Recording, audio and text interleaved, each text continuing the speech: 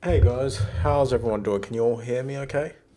It's been a while since we've done a webinar, so I just want to test all the equipment is working fine. I did a little test run on my own, but you know how it is when it's live, things always go wrong. Can you all hear me okay?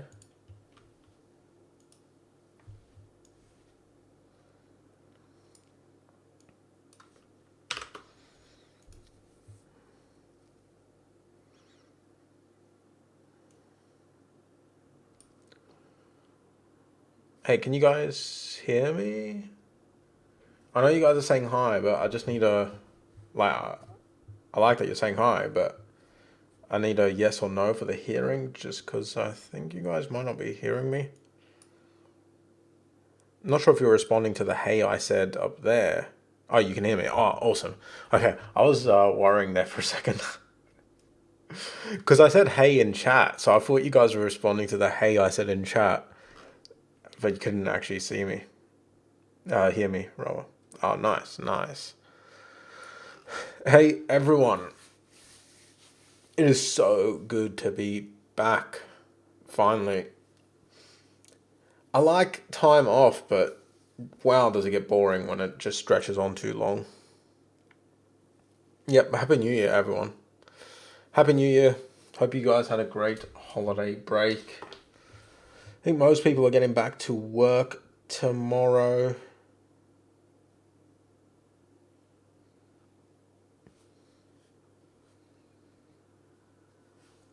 So it's a sad day for a lot. But actually, a lot of you have already been to work today because if you're in Australia, what time is it in Australia? 7 p.m. or something, isn't it? Time Sydney. No, 7 a.m. What am I talking about? Heading to work. We're way off there. Don't know what my brain was thinking there, but obviously not 24 hours ahead. 11 hours. 7 a.m. So you Aussies are heading off to work in a few hours.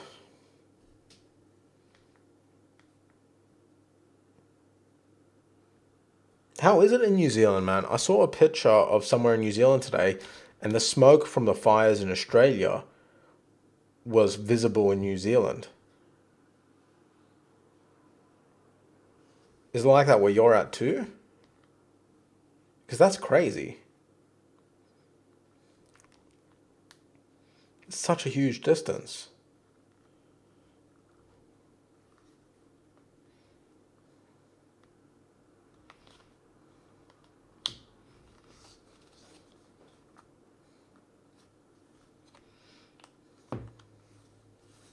You finish your first working day.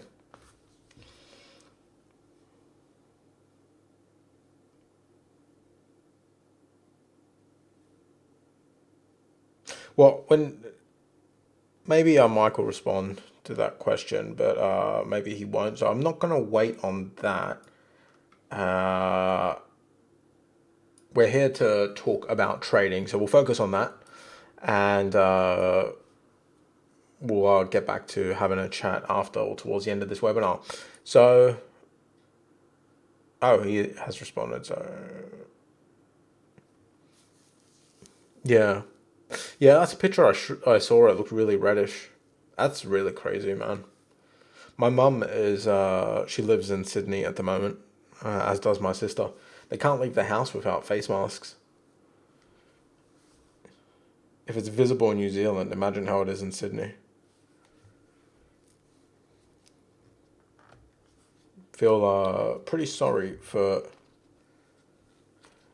my Australian countrymen and countrywomen at the moment. Great thing about the UK, we don't have poisonous bugs, snakes, fires, and natural disasters. Everything's just easy here. But anyway, like I said, we're here to talk Forex, so let's get into it, guys. So, state of the strategy. Now, normally when we do state of the strategy, it's either 2 or 3 webinars, but I reviewed my stats and I ran a lot of, well, not a lot, I don't want to exaggerate. I ran some tests over this break in software like Forex Tester. And honestly, I haven't really found anything that really needs a lot of changing or tweaking with the strategy. So that's why we only have one state of the strategy webinar this year. In fact, we didn't even really need much of a webinar because nothing is really going to change in terms of the strategy. There's no major updates coming. I think the strategy is fine as is. Last year, it wasn't as good a year as I wanted. Now, that is not down to the strategy as far as I can tell. That is simply down to it not being a great trading year. Now, this happens every now and then. Last time before 2019, the last time was 2014. 2014 was a pretty bad year. 2019 was, I wouldn't call it bad, but I would call it slightly below average in terms of how it went for trading. So still profitable, just not as much profit as I was expecting. 2014 was nowhere near as much profit as I was expecting or wanting. So I don't think much needs changing. I think the strategy is fine as is. We just need to keep trading it as is in the coming year. And hopefully this year is going to be better. Now, it's rare that you get 2 bad years in a row. Actually, I say it's rare. It's never happened. That's how rare it is. I've never seen 2 bad years in a row. Usually it'll be one bad year followed by a really good year. So I'm hoping that pattern stays true and that we have a very good year this year. So in today's webinar, there's not much to discuss in the way of changes to the strategy. We're going to be doing things pretty much the same as we were before. There are going to be a few overall changes to how the course works and how the forum works and stuff like that, which we don't really need to get into in this webinar, but mostly the biggest change is that our shorter time frame trades are going to be moving to the chat room, just because when we're trading 5-minute, 15-minute, the chat room is a much easier way to share those trades. Sharing them on the forum, by the time you've got the post up, the trade's most likely triggered, and in some cases it's even over by the time you've got the post up, taken the picture and all that kind of stuff. So the forum is just not the appropriate place to share those trades because they just move too fast. So we're moving most of that over to the chat room, and that's where all the small time frame trading will happen.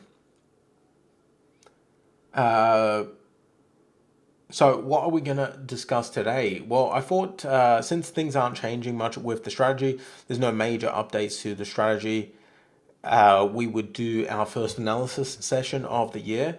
We're going to look for some trade setups and we're going to kick things off with an analysis that we can use starting tomorrow when the market's open. Well, technically they are opening tonight, but you know, we don't really trade market open, generally speaking. So we're going to be doing some analysis that we can use as of tomorrow morning, UK, and looking for some setups that we can trade throughout this week.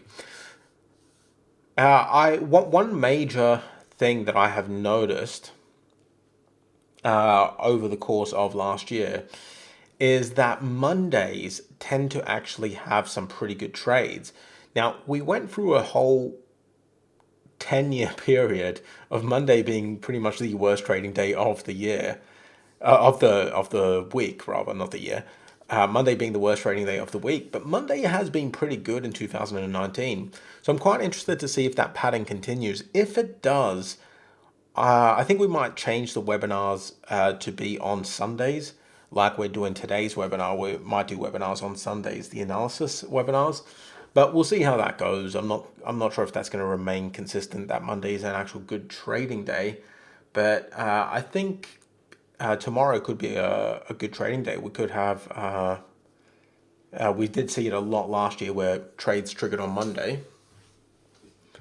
So I'm looking forward to getting back into trading tomorrow, and I'm hoping that we can catch a few trades tomorrow. So I've just updated all of these support resistance areas. I think I missed a few of these ones all the way at the bottom. We're going to cross this one off the list. Did USD knock? USD sec. Yeah, I think I got a bit distracted and I had to head away from my computer when I got to USD SGD. So these last two haven't been done, but we'll do them in the webinar when we get to them. So we're just going to do some analysis. We're going to run through these pairs. We're going to look for some setups. And after that, we're going to do Q&A. If you guys have any questions about, it doesn't have to be specifically about the analysis. It could be about just the strategy in general. And starting tomorrow, we're going to get back into trading. I'm sure you guys, some of you guys have already been trading, but for me personally, I really don't like trading the first few days of the year. So for me, the trading year starts tomorrow. So let's get into the analysis. First things first, AUDCAD. What's going on with this pair? Well, AUDCAD's headed down to this support area. This is a pretty good support area. This support area has held quite well since November last year. It's been bouncing off it quite a lot. It's heading down there quite fast right now, so I am looking for a long if price hits this support area. I know it's not quite there yet, but it was very close not too long ago. So what I'm going to do is I'm going to mark this as a potential because I want to keep a close eye on it and see what happens when it hits this support area. One thing I recommend doing, guys, is placing alarms. So I know that when price hits the support area, I'm interested in taking a trade. So I can right click my chart, add alert, and I can place an alarm. Although I don't think that one worked. Oh yeah, it did work. Never mind. Why isn't it appearing on my chart? There must have been a setting changed.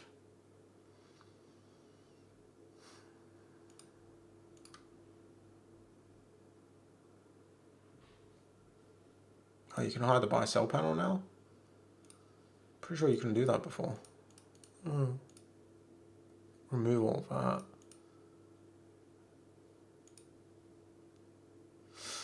Yeah, my alarm line isn't appearing, but it doesn't matter. The alarm is there. That's all that's important for now. I'll figure that out later. I don't want to waste your guys' time trying to figure out troubleshoot something with TradingView.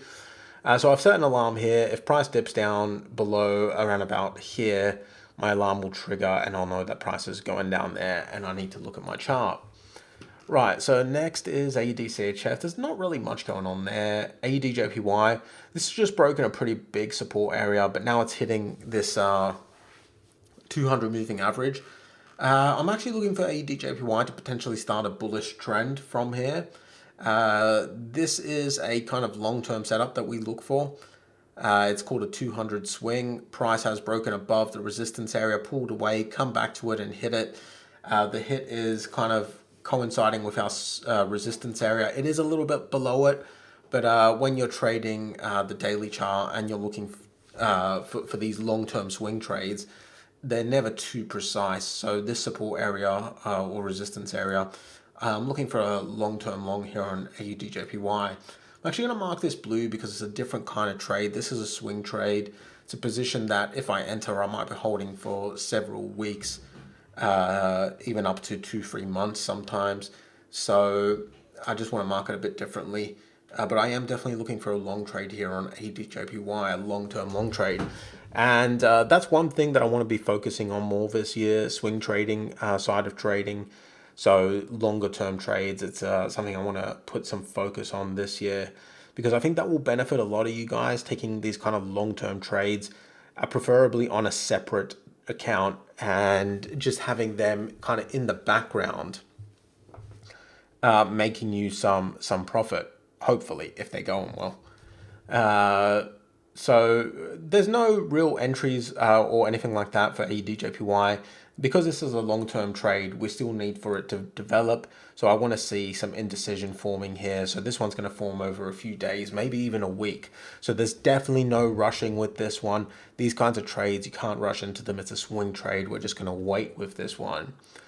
It feels so awesome to be back to doing webinars. I'm just so happy right now. I've been so bored with just sitting at home not working. I've been just playing computer games the whole time, and it's fun to play computer games. I'm playing them with my friends, and it is great. But at just some point, I start thinking, what am I doing with my life? I need to be doing something more productive than playing computer games. And now I'm finally back to doing something productive, and I'm loving it. So, AUD New Zealand. Is this actually looks somewhat interesting right now. Why does it look interesting? Well, if we switch down to a lower time frame, we might see something here that could potentially give us a few trades. Now, I'm not 100% sure about that, but yeah, it is here. So it's not perfect. Try and figure out what time frame it will work best on, but we are seeing a bit of a channel here.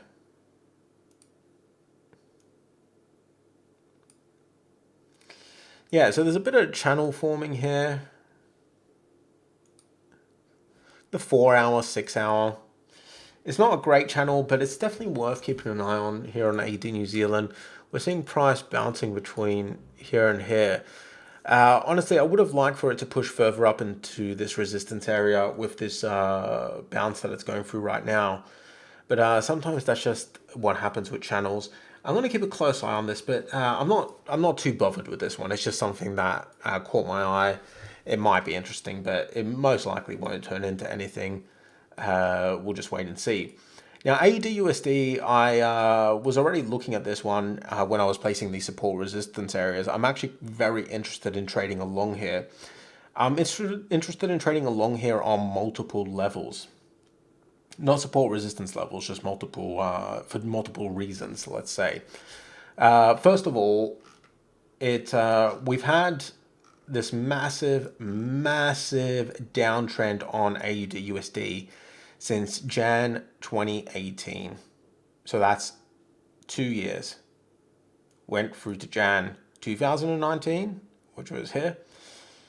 Then it kept dropping, and now we're in Jan 2020.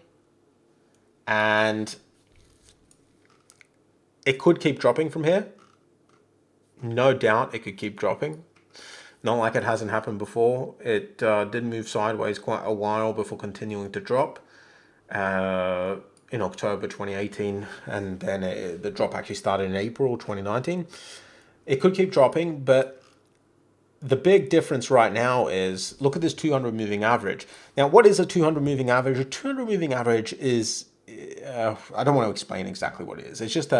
It's an indicator that people put on their chart. Now, I know price action, we don't use indicators, but we don't use this indicator so much as an indicator. We use it as a support resistance area, and we use it because the big boy traders use it. The banks, the hedge funds, they all keep an eye on the 200 moving average. It's just something that most high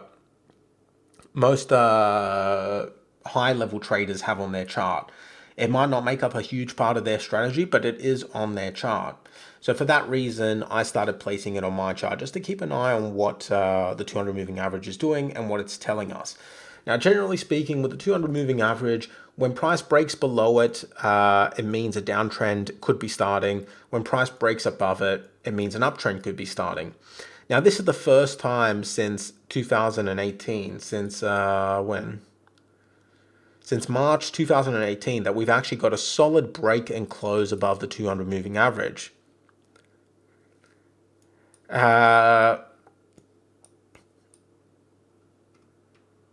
So we've got a break above it. I should place more support resistance areas down here, isn't it? Rafi, the small time frame chat has not been very active over the Christmas period because there hasn't really been any trading. As of this year, the chat room is opening up. As of kind of towards the end of last year, the chat room opened up to everyone. Before that, we were in beta testing. So during beta testing, we had a very limited amount of people in there for testing purposes, and the chat room wasn't very active. As we started getting more and more people in, activity started picking up. The way the chat room works, we do not really want a lot of chatting in there. I know that's counterintuitive because it's called a chat room, but we want specific talking about trades posted in the chat room. So Viet is the main guy posting trades to the chat room. This year, I'm going to also be taking a bigger role in posting trades to the chat room. And we really strictly limit the conversation to talking about the specific trades. So we should probably call it a trade room instead of a chat room. We really don't want a lot of chatting in there. We want the focus to stay on the trades and on the actual trading itself, and not on having a chat, if that makes sense. I hope that's okay. And I know that's not what everyone really wants. I know a lot of you guys would like a chat room where you can just have a chat, but oh,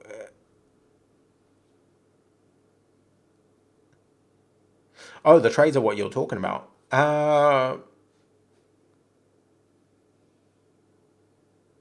Yeah, the trades. Yeah, there's quite a few trades posted to the chat room, mostly posted by Viet. You'll get a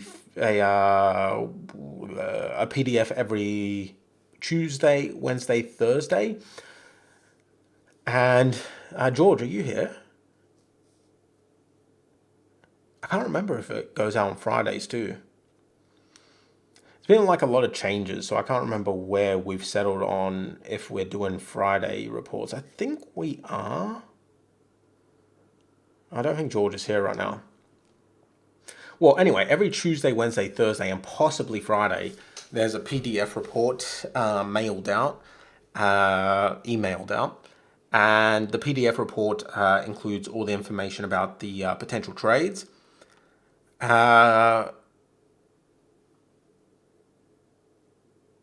No, the chat room is neither YouTube nor the forum. It's a separate thing.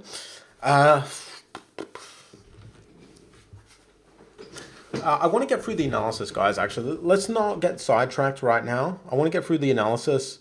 There's quite a few things to talk about. I saw quite a few potentials when I was putting up my support resistance areas.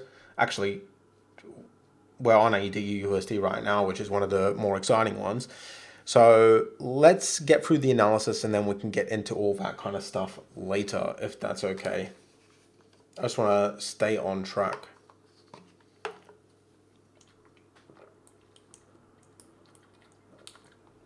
Sorry, I was just taking a drink. Right, AUDUSD. Now, I'm quite excited about AUDUSD. Price is dropping quite quickly to this support area. There's multiple reasons why this is a good sign.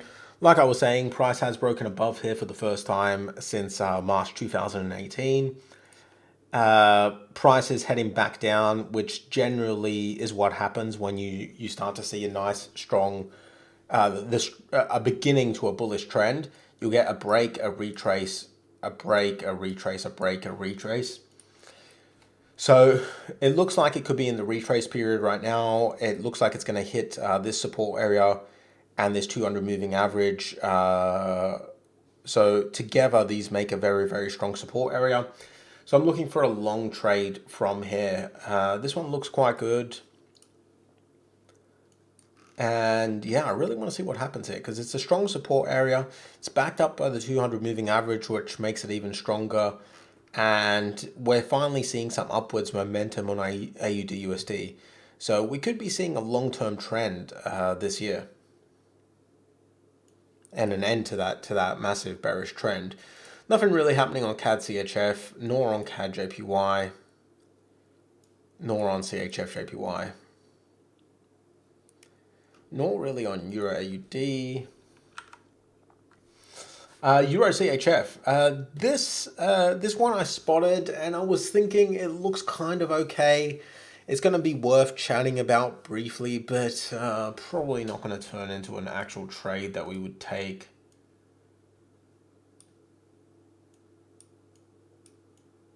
Just going to move this to the top.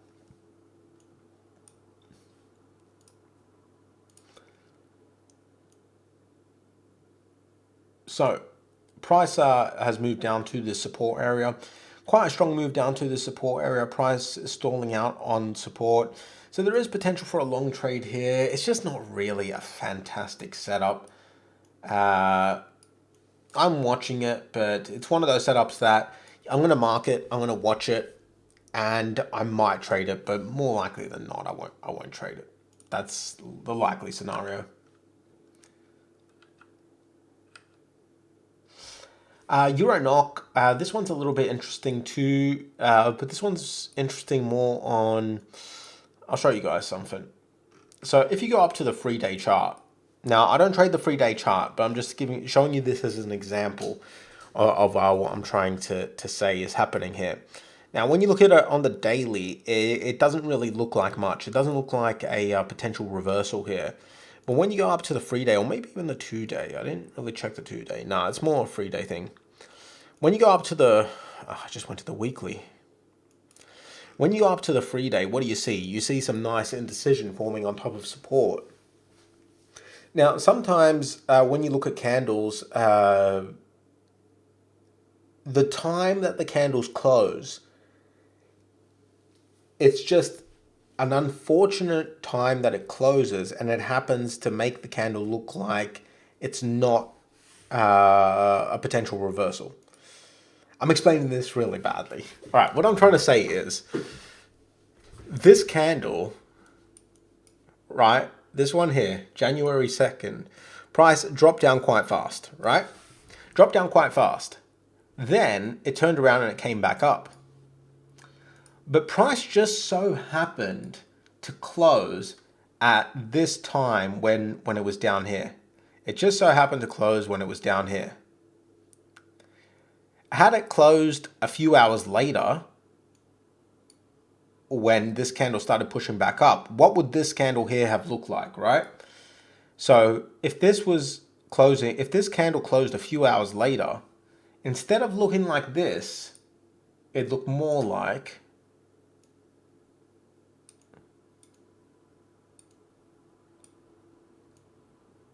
this. So it looked more like indecision. Sometimes when a candle closes like this, like we're seeing right now, it's hard to see that there is in fact indecision happening. There is indecision happening on top of this support area. It's just hard to see because of how the candle closed. But when you go up to the 3-day and you compress those candles, you see what's really there. And what's really there is indecision forming on the support area. So while Euro NOK on the daily chart doesn't really look like a potential setup, there actually is indecision here, and there is actually a potential setup here. So there's a potential long here on Euro NOK. This is not a bad setup at all.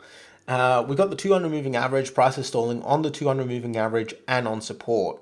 Now, yeah, it has technically kind of broken the 200 moving average, but it's in no way a strong break. And like I said, had the candle closed a few hours later, it would look totally different.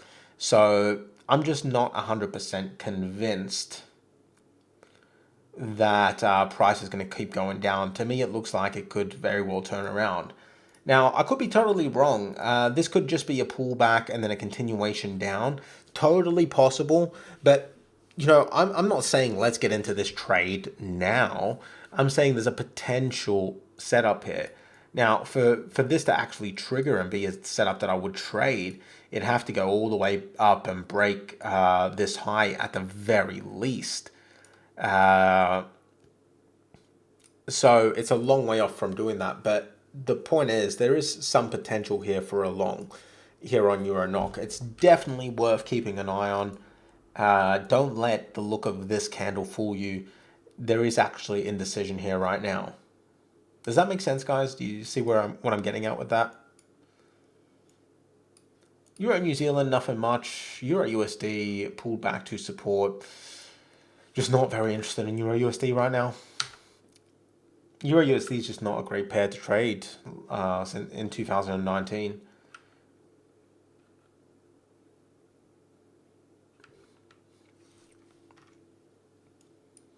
New Zealand CAD is trending up. It's broken above the 200 moving average.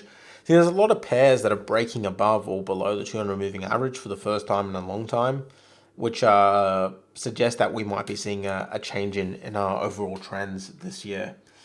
So there is a potential here for a long on New Zealand CAD. This one probably won't trigger for a few days, so I'm just going to mark it and take a look at it over the coming days. Such an awesome setup here on New Zealand USD 2 days ago, so I don't think anyone actually took it, but that would have been great. We're looking for price to drop back down here, but yeah, it's not there yet, so.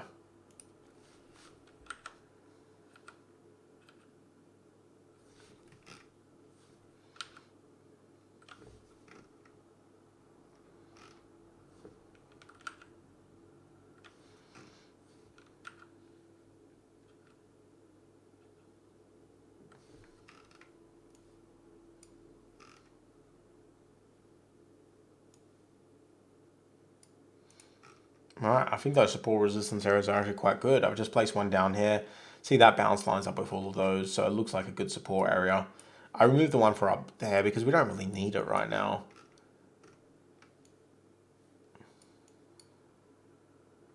Could use one down lower here, but we don't need that right now either. So USD SGD, USD ZAR.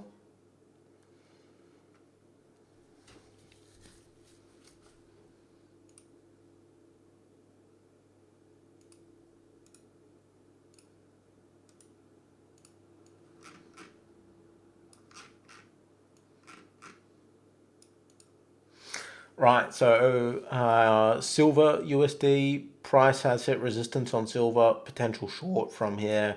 Price has hit resistance on gold. This one's not quite forming yet. So with this one, just going to wait for price to stall out at this resistance area. To be completely honest, I think gold is probably going to make new highs. I don't think it's stalling out here, but there is potential for it to happen. So we're going to keep an eye on it, but I do think it's going to break up. So I think a long is more likely here. We'll just keep an eye on that. So just a quick summary here. AUDCAD, we're waiting for price to drop back down into this support area. Monday, what am I talking about? The market opens in an hour and a half. So yeah, this could form as early as Tuesday, really. End of Tuesday. We could actually have a setup here. So do keep an eye on this one. AUDJPY. This one, it's more of a long-term trade. We'll discuss this one in more detail in the forum. AUD New Zealand, price is stuck in a bit of a range here. So we're just looking to trade that range on some of the lower time frames, like the 4 hour, 6 hour, 8 hour.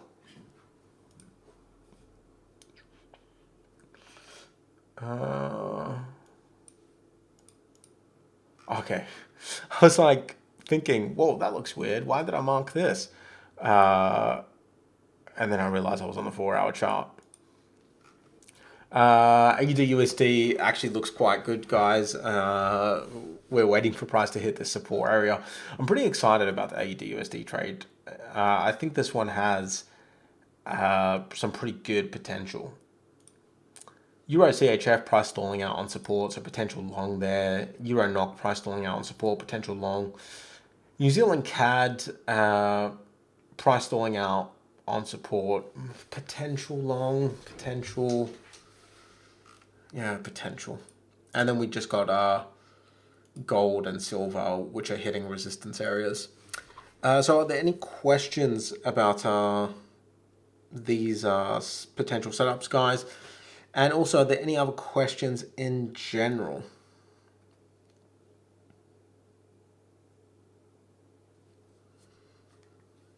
Now, to finally answer Kim's question, I know you asked a long time ago, but I just wanted to get through the actual analysis. I didn't want to get sidetracked and start talking about other stuff. So yeah, there is a chat room. The chat room is for full Forex Mastermind members only. You access it by just going to the course homepage, which you can access by going to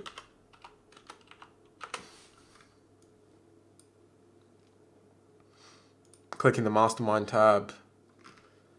Then you should see, if you have access to it, you should see live trading chat room here. Are there any other questions, guys?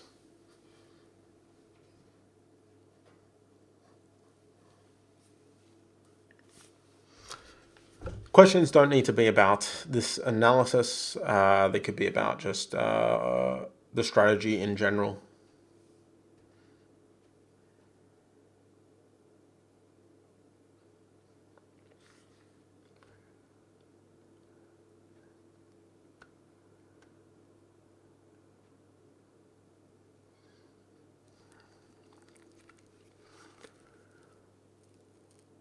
All right, so first question.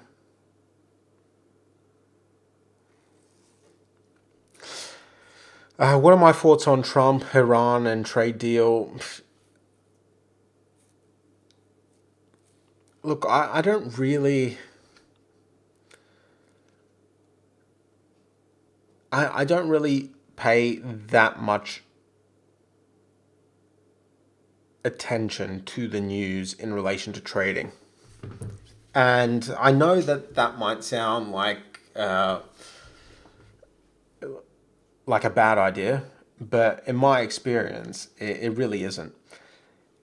I find that if you read the news and you try and make trading decisions based on what's going on around the world, all that ends up happening is you end up staying out of trades that you probably should have got into, right? You stay out of trades that you should have got into. You screw up your rules. You screw up your strategy. You make bad decisions because you're thinking, oh, I don't want to get in because of this, because of that, because of this. The only time I let the news affect my trading strategy is, obviously when we're having a vote for Brexit or a vote for the new PM or for the new president in the US, on those specific days when obviously we're going to get a lot of crazy volatility. That's when obviously it's smart to just sit out because you are already expecting massive volatility. But when it comes to kind of longer term stuff, like what Trump's doing in Iran and the trade deal, which that's been going on for about a year now or more. I can't even remember when that trade deal stuff started. You just can't really let it impact your trading, because if you're letting it impact your decisions, you're just never going to get into a trade. So my answer to that is, what are my thoughts on it? I'm just going to ignore it and keep trading, because if I start paying attention to it and letting it affect my trading, the impact is only going to be negative. It's going to keep me out of trades that I should otherwise be in. Ross, what do I attribute the poor 2019 trading year to? Truth is, I don't know. These things just happen. Now, low volatility is definitely one of the reasons, but I don't know what causes the low volatility or the low volume. It's just every 5 or 6 years these things happen. Every 5 or 6 years you just get periods of low volatility. I don't know the reason for it. Don't know why it happens. It's weird, but yeah, it happens. So it's just something that happens every now and then. You get low volatility and trading is just not as good. There were a few months last year that were really good, but the majority of the months were kind of average, and there were some months that were downright bad. Yeah, just low volatility. I don't necessarily want to blame Trump. I don't know if that was the cause of it. I don't want to blame Brexit. I don't want to blame any of these things because I don't know if they really caused it. I don't know if it was just a combination of all of them, but yeah, just low volatility. Happened in 2014. Uh, when else did it happen? I think 2009 it happened. And before that, I think it was actually 2005 or 2006. I think, yeah, maybe it was 2010 and 2006 actually.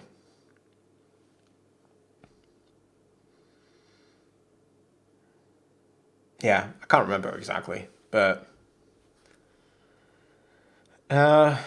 what of Euro New Zealand? I don't know. I had to look at Euro New Zealand. I don't really see anything there.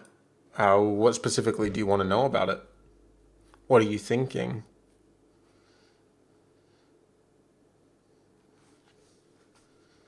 Price is retracing. I see a reversal there, but it's way too late to enter it. You should have been in this already if you wanted to be in it.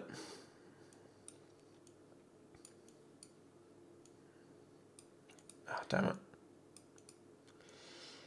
And even if you did, it's not a great setup in terms of risk to reward ratio.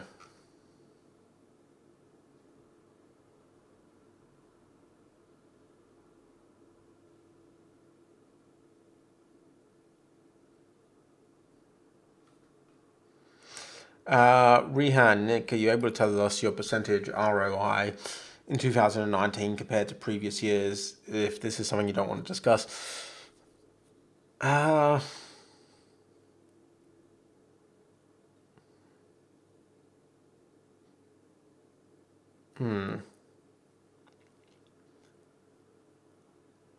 I mean, I'm not shy about ROI, but I really like to put ROI in context because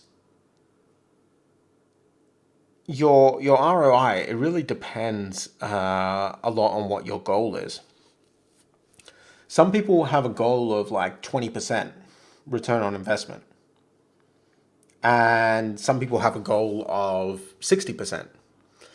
Some people have a goal of 5%. So I really hate to get into kind of like I'm trying to think of a nice way to say this. I only know a rude way to say it.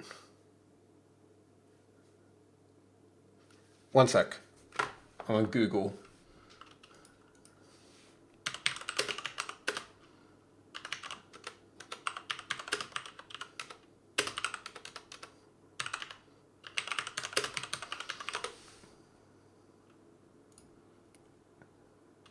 Sorry, I'm just Googling a nice way to say what I'm thinking.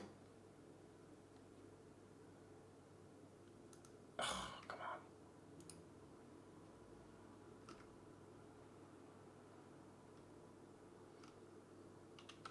I don't know.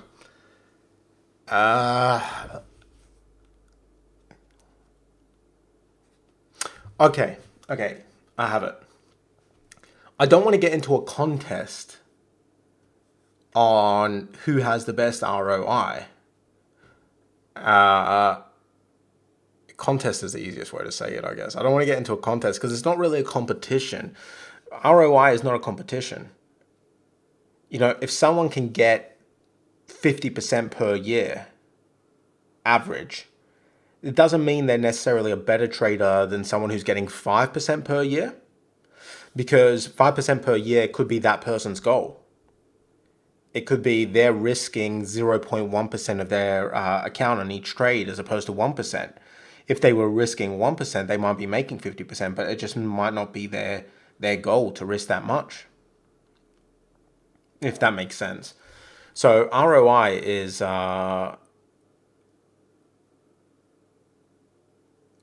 something that you set your goal at the start of the year and you see if you can reach it.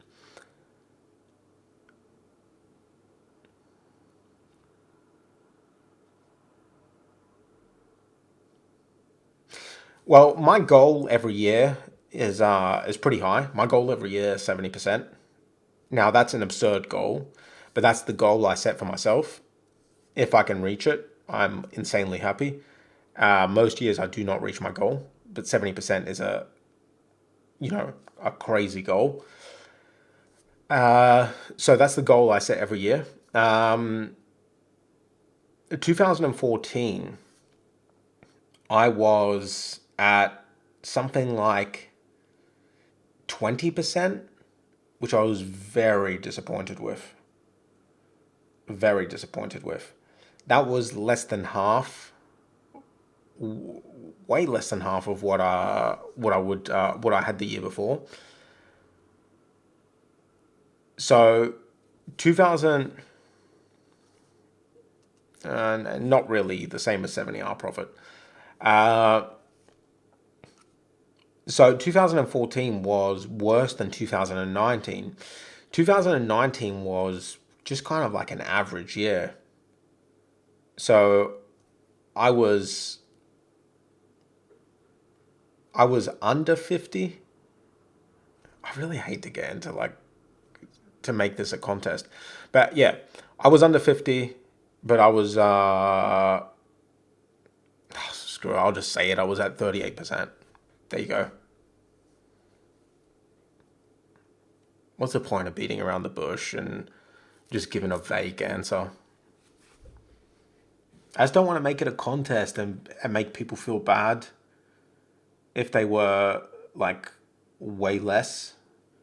But you just got to keep in mind, it's just not a contest, right? It's not like my goals are, there was a period,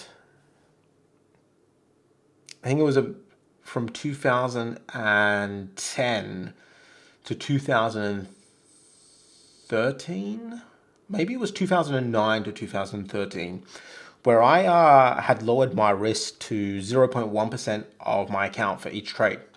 So my risk was 0.1%. So in those years, my goals dropped right down to something like 10%. My thinking back then was, I don't really want to grow my account anymore. I don't want to have the stress of growing my account. I'd rather just make enough money to live comfortably from this account, and that's it. And after a few years of doing that, I kind of realized I was being a bit stupid.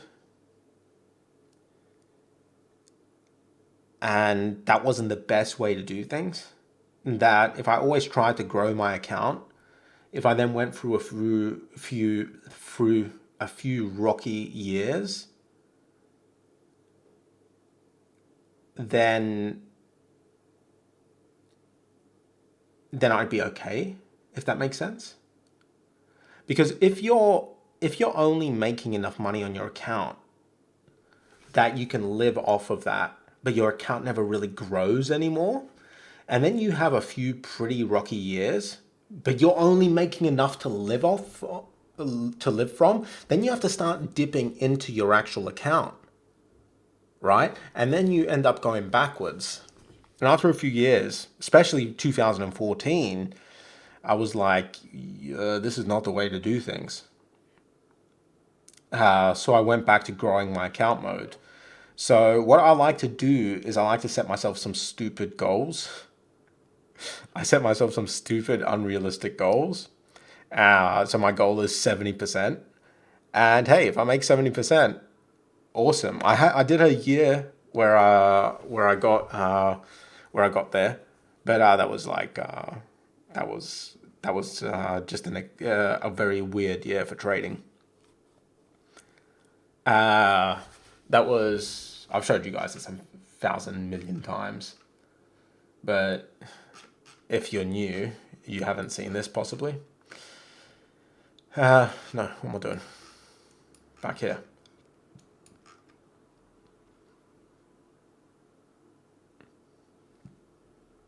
Look at that. Now I know in context this doesn't look like a lot, but this is GBP JPY 2008. That candle is 2,100 pips in one day, daily chart. compared to today's candles, the biggest candle we have today, 400 pips. So, and that's an exceptional candle by today's standards. Back in 2008, in that period in 2008,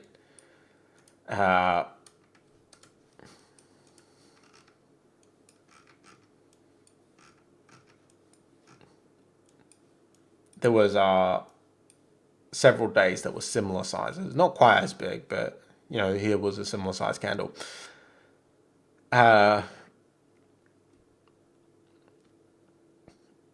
So 2008 was just a crazy year for me. But I like to set myself stupid goals, and I don't care if I don't achieve them. It's just about getting close, isn't it? Watch and see, it's more than hedge funds make. Yeah, but that doesn't really mean anything. Hedge funds are trading client funds. If I was trading client funds, I wouldn't be making those stupid targets. If I'm trading client funds, you have to trade way more conservatively. Way more. And obviously hedge funds, they're not giving you all the profit they make. The hedge fund, I know some hedge funds that they take 50% of the profit they make. So if the hedge fund returns to you 20% or 10%, they're taking half of that.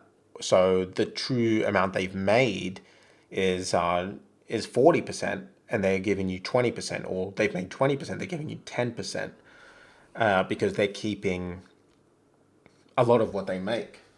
Trading client funds is a completely different animal. You can't compare yourself to hedge funds at all.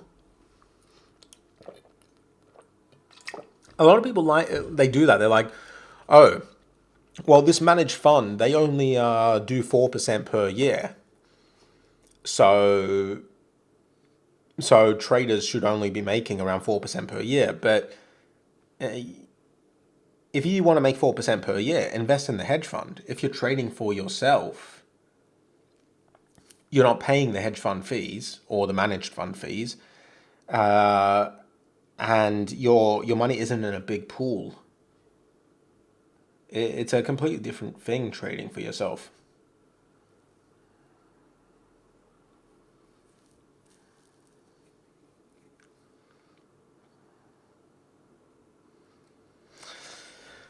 What are my thoughts on the Dow Jones Industrial Average? I've got no idea, man. It's not my. I like to stay in my lane. My lane is Forex. I don't like to pretend to be an expert in other things. I got no idea what it's going to do. Honestly, I had no idea that it was even breaking record highs until like a week after it was making record highs.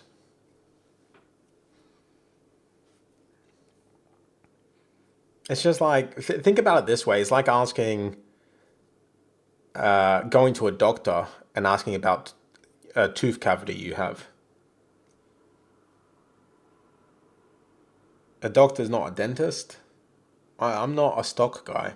Yes, I am branching out into stocks. I am trying them. I want to try and trade them. This year, I'm going to be looking at them even more. But I'm in no way an expert on stocks, or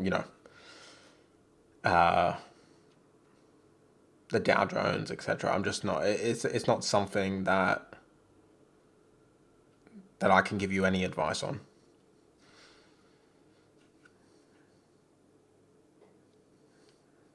So I like to just stick to what I'm good with. Are there any other questions, guys? So what was your percentage, by the way? Your percentage target versus what you had in 2014? What's your goal versus what you had?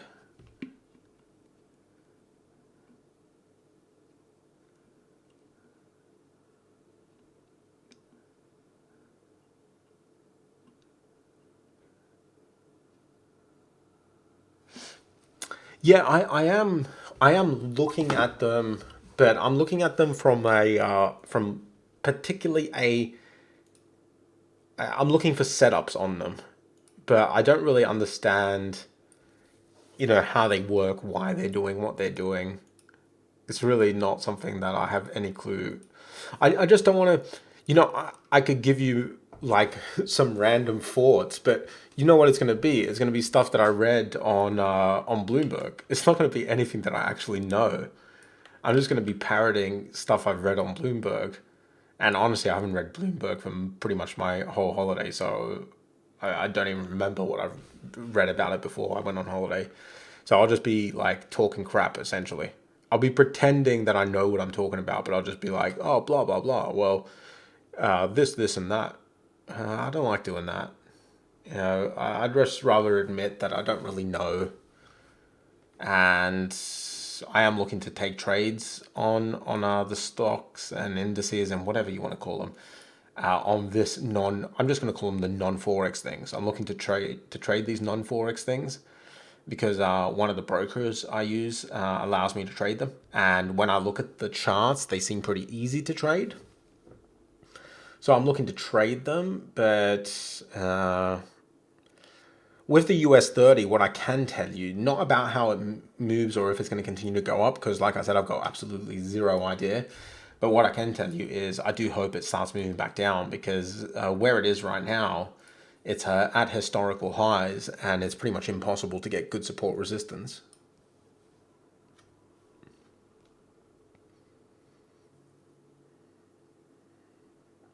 You hit 45% last year? That's awesome, man.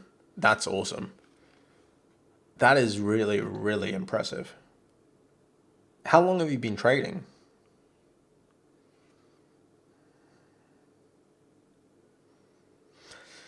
Good leverage. Just go for 10 to 1. Or you could, if you're in Europe, you could just go for the max leverage and then your broker is going to set it depending on what you're trading. I think that's how it works now. Something like that.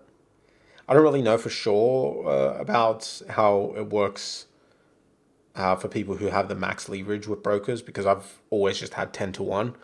So my leverage has always just been lower than, well,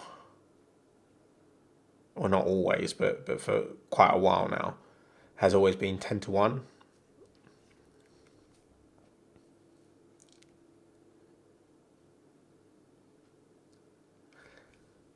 Watch and see. Am I happy about the results of the short? Yeah, I think the results are really good. The results of the short time frame trades are misleading, because when you look at them and you see a win rate below 50% or sitting at 50%, you might think, oh, it only has a 50% win rate. But you just have to put that in relation with the risk to reward ratio. What Viet's doing is he's getting out of trades with less of a loss than he planned to take. Most times, his average loss is less than the loss he planned to take. So he's exiting trades early when they're not going well. And the winners are being extended beyond their original targets in a lot of cases, and they're rarely closed out lower than their original targets. So the actual win rate might not look impressive, but when you're trading short time frames, your win rate is never going to be that impressive unless you've got some insane strategy that I've never seen before. Trading small time frames, you are going to take a lot of losses, but it's not really about how much you win and how much you lose in terms of the numbers of trades. It's about how much you make on your winners versus how much you lose on your losers. That's what it's about when you're trading the small time frames. And that's what Viet does right. So you might look at the results at a surface level and see, oh, 50% win rate? Viet sucks. But just look deeper at the results. What's important is Viet profitable in the chat room? And if you followed his trades, would you have more money in your account than before you started following his trades? And the answer is a completely resounding yes, because he is very, very profitable, more profitable than I ever was on low time frames. Viet is just amazing with low time frame trading, and yeah, just look beyond that win rate, because the win rate doesn't tell you anything. Win rate, you could have a win rate of 10%. You win 10%, you lose 90% of your trades, and you could still be profitable. Now, generally speaking, you don't want to be doing that because psychologically, that's just going to destroy you when you lose almost every trade you take. But I'm just saying, as an example, it's not about how many trades you win versus how many you lose. It's about how much you make on your winners versus how much you lose on your losers. So yeah, I'm really happy with the results. I'm highly impressed. He's doing better than I ever did on small time frames.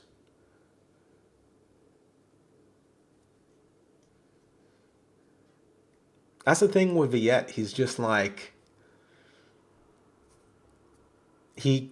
Every time I say that his trading psychology is good, he's like, "Nah, my trading psychology is not good. I just know how to follow my rules." But that is trading psychology, knowing how to follow your rules. He can't admit that he's good with trading psychology when he is 100% good. Like he thinks that his trading psychology works because he just forces himself to follow his rules, but that is what trading psychology is: forcing yourself to follow your rules. I guess it's just modest, but his trading psychology is really, really good. It's one of the strongest parts of his game, along with the risk management is also one of the strongest parts of his game. So the psychology with him is completely on point, and I think that's what makes him pull out those wins. Rehan.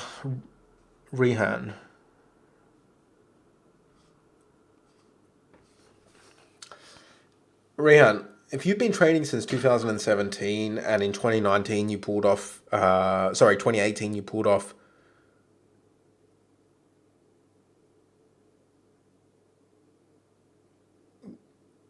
Oh yeah, you're saying this year, but obviously you mean yeah because we're in the new year. So, yeah, 2018 you pulled off 45%, and then 2019 you got 27%. That's really really good. You should be proud of those results, man. 27% in 2019 is nothing to be ashamed of. It was just not a great year for trading. The fact that you were able to get 27% is very very good. If you were to take those results to a managed fund or a hedge fund and you were to show them your results, you could get a job. Almost for sure, you could get a job.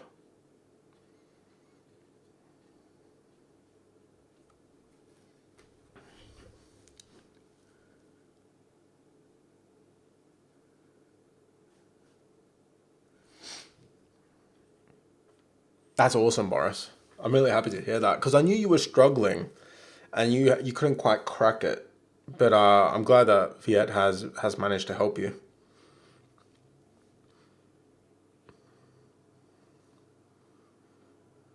Viet has taught me a lot about trading. He started off as one of my students. He joined the course just like a lot of you guys. He joined the course in 2014, the worst year for trading. Well, no, actually, he joined at the end of 2014, if I remember correctly. So 2014 was already over. He joined the course in 2014, or maybe it was the end of 2013. Doesn't matter that much. He joined, several years ago, and he started learning trading then. And within a few years, he got so good that he started teaching me stuff about trading. Now, he started teaching me stuff about the other side of trading, so the risk management. Risk management was always the weirdest part of my game. I like to say there's three things that every trader needs to have, three core skills. The ability to spot and enter trade, so strategy, whatever you want to call it, is one of the things. And these aren't in order. These are just three core skills. They're all equally important. So your trading strategy, the ability to spot and enter trades is number one. Like I said, no order, just number one because it's the first one I'm mentioning. Your trading psychology, number two, and your risk management, number three. For me, my strongest was always trading psychology and trading strategy. Those were always my strongest. That's why I never pretended to teach you guys anything about risk management, because risk management was always the weakest part of my game. I was profitable with the risk management I was doing, but I was nowhere near as profitable as I could have been, with the exception of 2008. But that was just an absurd trading year. That was completely like the market just going crazy good. So yeah, when Viet joined and he got really good with trading, he started learning a lot about risk management, and then I learned a lot about risk management from him, and that really upped my game too. So Viet changed my trading for the better. I like to think I changed his trading for the better. Well, obviously I did because he joined. He joined and learned trading from the course, and now Viet's changed your trading for the better, which is awesome.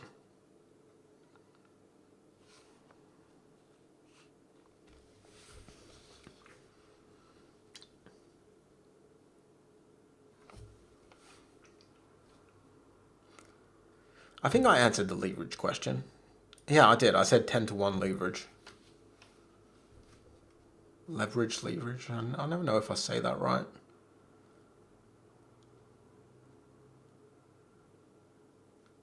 Oh, I missed this question. I'm really sorry, Sanjaya. I'm really sorry. I uh, I didn't see that question. I hope you're still here and you don't think I was ignoring your question. But yeah, I didn't see it. Why is New Zealand USD a good trade? It hit resistance. The short trade is the good trade. The short trade from resistance. Had you went short here? Not hit target yet, but it's quite a nice. It's moving quite nicely towards target.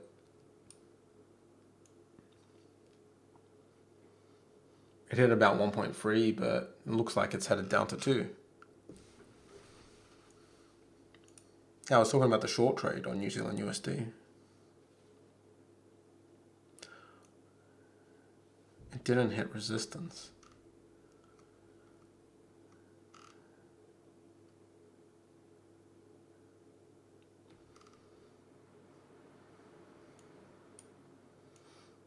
What's up with this area? This area should be here. I think I might have accidentally moved this up or something like that. Yeah, that area should be there.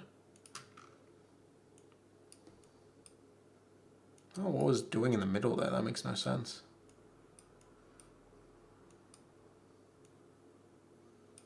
Fix that, save that, done.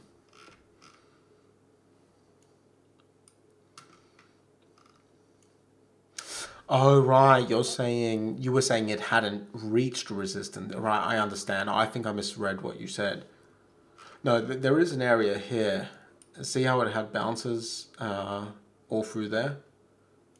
And here.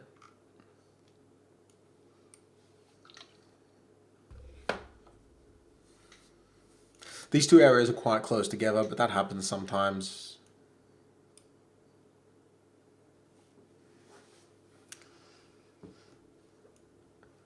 I'm looking forward to 2020, guys.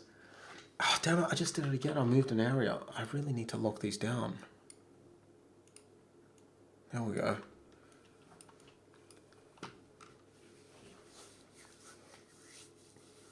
I do that sometimes. I'll accidentally drag an area away, and then I'll be scanning through my charts, and because I think my area is in the right place, and I don't see price on that area, I'm like, oh, there's no setup here. And then I realize a few days later, I've accidentally moved that area, and I've missed a setup because of it. I just always forget to hit that lock button, but when you hit the lock, then you can no longer drag stuff. The annoying thing is you can't drag these things either, so you have to unlock it when you want to move your profit thingy. But overall, it's better to just have it locked.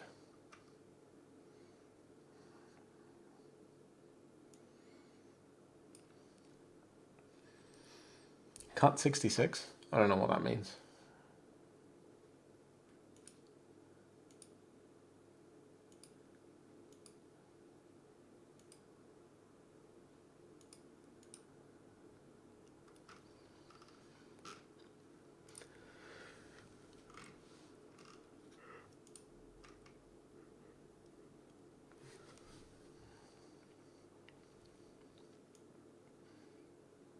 These areas are all updated.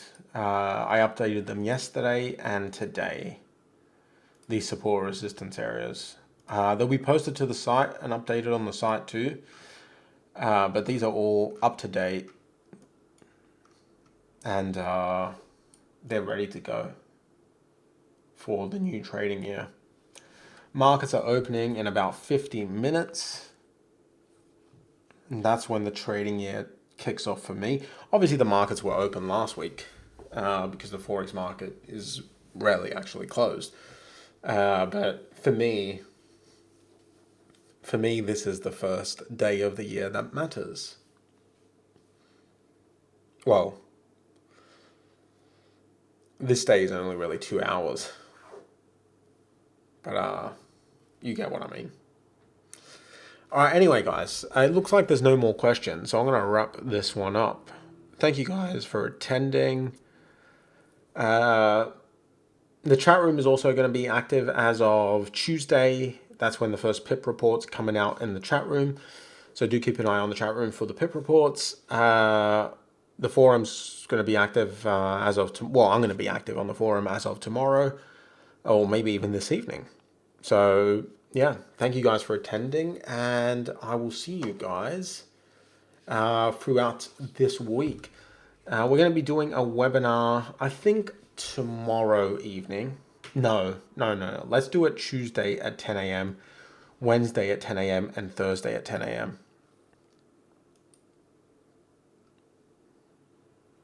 So key points, strategy, nothing's changing because everything's working as expected.